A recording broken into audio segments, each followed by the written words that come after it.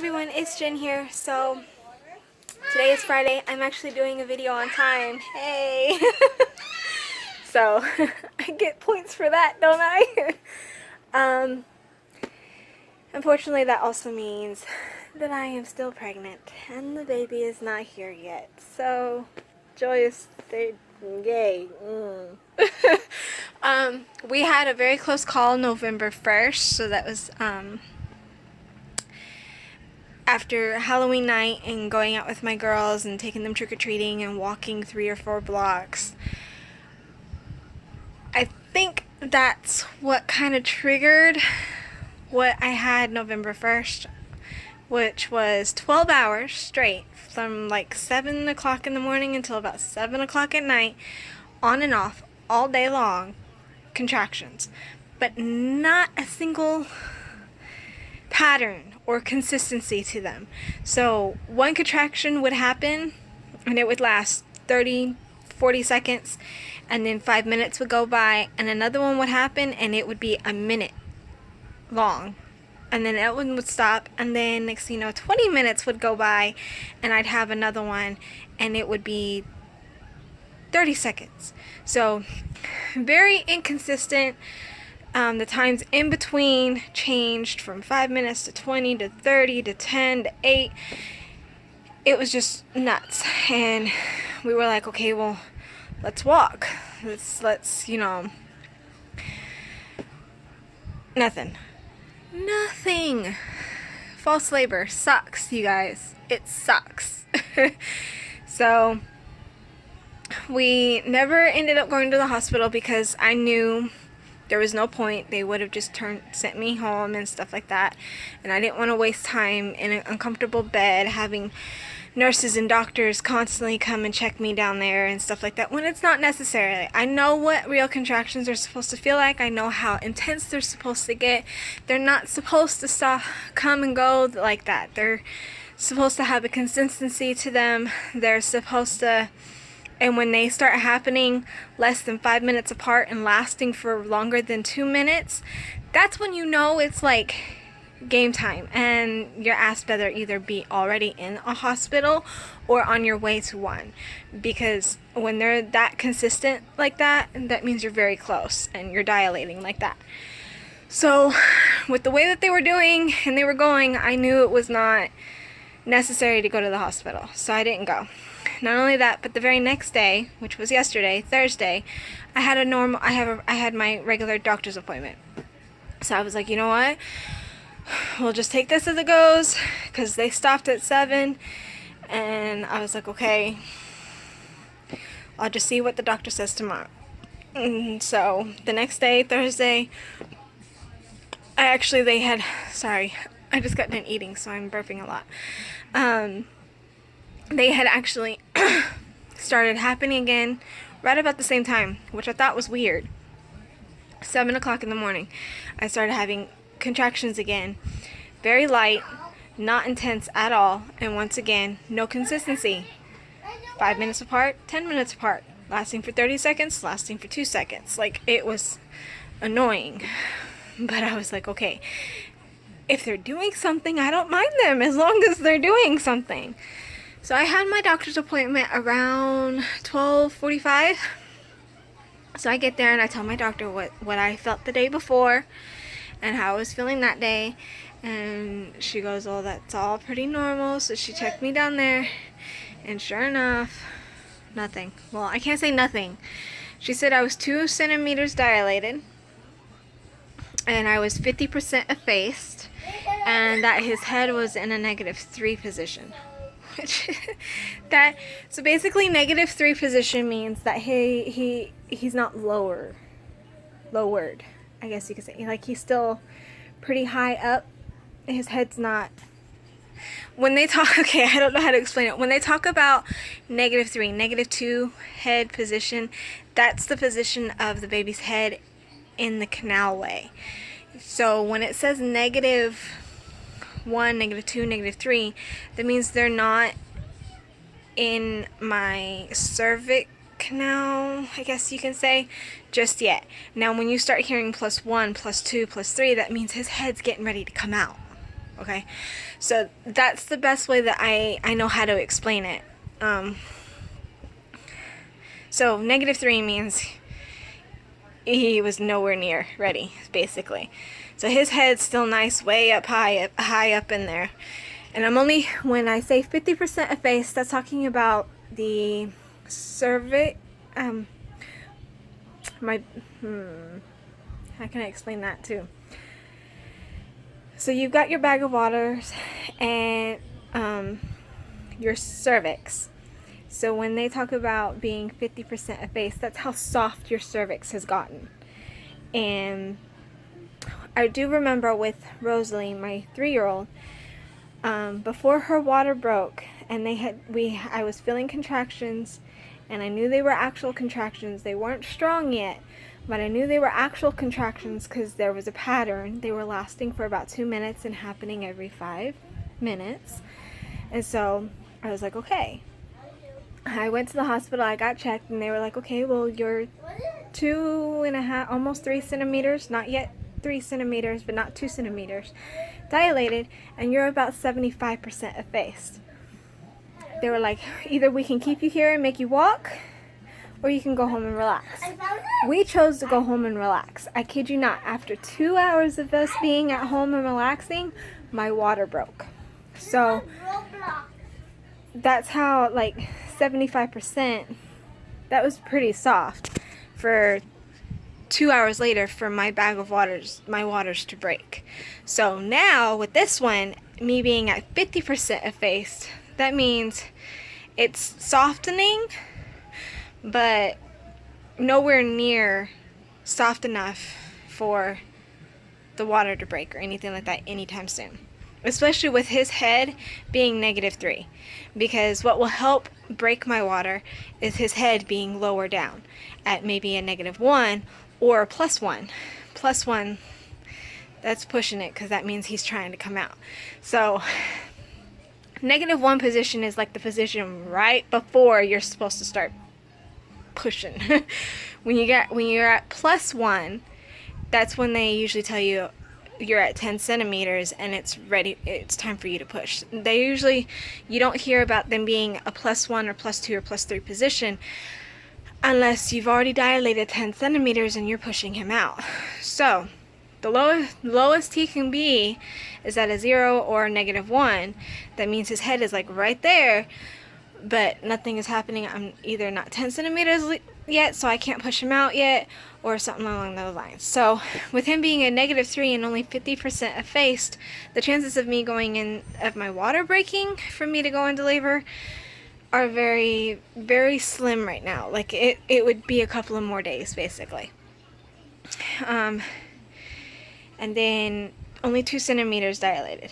So the contractions I were having was doing something, because it's false labor, Braxton Hicks contractions, but these ones were a little bit, they were actually doing something to help, I guess you can say, without me actually being in active labor. So they were causing my cervix to soften, and they were helping along the process of me dilating without actually being contractions. With my 8-year-old, I was at 2 centimeters dilated with her for about 3 or 4 weeks. So that's how much being 2 centimeters dilated right now doesn't really mean a thing. You can be 2 centimeters dilated for 2 or 3 weeks and still not go into labor. So it's not until you get to that 3 centimeters or 4 centimeters dilated that stuff should be happening. Now, if nothing is happening, you're having contractions but you're not dilating, that's usually when it tends to turn into, okay, you may end up having to have a C-section because your body's not dilating. You're going through all this pain, but your body's not doing anything. So, yeah. Little pregnancy facts for you guys. I don't know. But yeah, I'm just trying to explain to where I am right now as of yesterday. 2 centimeters dilated, 50% effaced, and his head is a -3. So basically, while I can still go into labor, active labor, at any time now, just based off that information, it's probably going to be another 4 to 5 days before he decides to make his debut. So, quick, I get winded trying to stand up and sit down, you guys, and it hurts. While he's a -3 position, his head is still pretty far down there. Sometimes I can actually feel him pressing against my pelvic bone. So for this belly shot, I'm not standing up. I'm sorry. I can't do it. It hurts. It hurts to walk when I have to get up to go to the restroom. Even like I said, even though he's at a -3, he's still pretty low, and it's a lot of weight. He, like I said from my last video, estimating at 8 pounds already, and so that's a lot of weight to be resting right there. So it hurts for me to walk and stand up and stuff like that. So you'll have to forgive me. This belly shot is going to be with me sitting down, not standing up. And I'm not going to do the whole front and side stuff. So you're just going to get a quick shot of my belly to prove that I'm still pregnant. And I think I'll call the video down for today, unless if there's anything else I'm forgetting. I feel like, oh, well, I didn't talk about any symptoms or anything. Hold on, so let me do this belly shot real quick. So, it's actually like a food tray now. I can rest like things on it. It's nice and flat right here. I've never done that thing where you rest a cup. I was gonna do it, but I don't want to. But yeah, his butt is right here. Like right here. And then the rest of him is down that way. So he's still in there, unfortunately. You'll have to forgive the mess in the background. That's our daughter's full mattress and box spring, and we don't have storage for it, and we can't pay storage for it, and until we move out and get a bigger place, that's the only place we can put it for right now. So, in case y'all were wondering, that's that big mess right there. It's the only place in our house that fits, because we had to move, like I've explained before, we had to move, get rid of her full bed, put her and her sister in a twin bed so her sister could get out of the crib so I could use the crib for her brother, basically. So, symptom-wise, for the baby, he's still making me crave fruit, strawberries. In fact, just earlier today I had strawberries with cream. Or the way that you're supposed to say it, which is fresas con crema. It's like a Spanish thing where it's not whipped cream or anything like that. It's like a yogurt.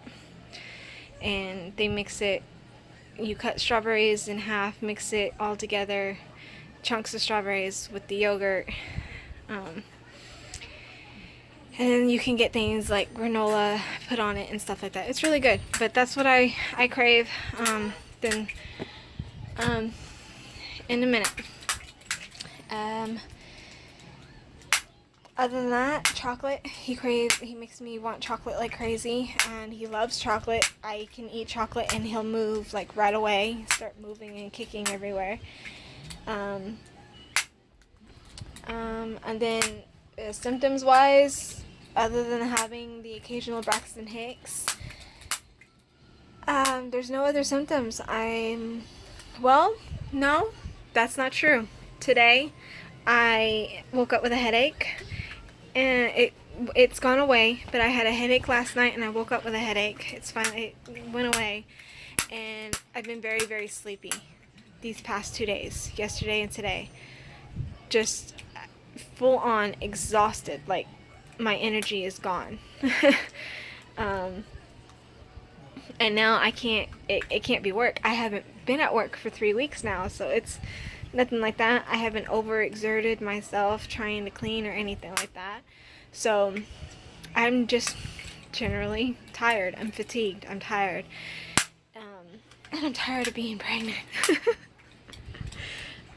So I guess for symptom-wise, that would be it. Fatigue and then occasional Braxton Hicks. And the headache. The headache was new. I'm hoping I don't end up with that again, but we'll see. Other than that, I think that's pretty much it. So, unless I go into labor, because next Thursday is my due date, my official due date, November 9th is my due date. So, if you get a video on that Friday, it will be probably the video of me still pregnant, because I don't see, yeah. So next Thursday, November 9th is my due date. That Friday, if you get a video on that Friday, more than likely it's going to be because I'm still pregnant and I'm just updating you guys. If you don't get a video that Friday, it's probably because I'm either in the hospital giving birth or already gave birth and just trying to, like I said, once I have them, you guys are going to have to give me a little bit to kind of get into a routine. I will try and update y'all. I'm going to try and record a little bit of while I'm in the hospital giving birth to put into a video later on, but the hospital I go to, even the clinic I go to, they have a really strict no camera, no recording policy. Like, I can't even take pictures of giving birth. Like, after the baby is out, we're allowed to take as many pictures as we want, but while giving birth, they don't like using cameras or anything like that, because I tried to ask to have, when I was giving birth to my 3-year-old, I tried to ask if I could have even a video chat. My mom couldn't be there, and I wanted to include her, so I thought it would be okay if we just, my husband has an iPhone, and so we thought it would be okay for them to like video call basically, so she could semi be there in a way, and they wouldn't even allow that. So something about child pornography or something, I don't know. I thought it was retarded, but I wasn't going to sit there and argue with my doctors about it either, because giving birth is more important than that. So I will try and record maybe before the actual pushing happens, of just giving y'all an update, like, oh yeah, I'm at 8 centimeters now, or I'm at whatever centimeters now, or we're getting ready to push, wish me luck, or anything like that. I will try and do that at least, but the actual giving birth part will not be allowed to be recorded. And then I'll try and record stuff afterwards, like in my recovery room and stuff like that. But yeah, other than that, if you guys see me next Friday, it's more than likely because I'm still pregnant, which will suck. But, so just keep your fingers crossed. Pray for me, you guys. Pray that it happens this weekend. I really want it to happen this weekend, but I think the only way that's going to happen is if I go run a marathon or something at this point. It seems so weird with my 3-year-old. It happened like that. Well, my first pregnancy, my 8-year-old, that one was hard, but at the same time, it was kind of like she went past her due date. Like, it was 3 days after her due date, With my 3-year-old, she was 5 days before her due date, and she caused my water to break. And I was only from the point my water broke until I pushed her out, 5 hours at the most. Hers was so easy, and it went by like so fast.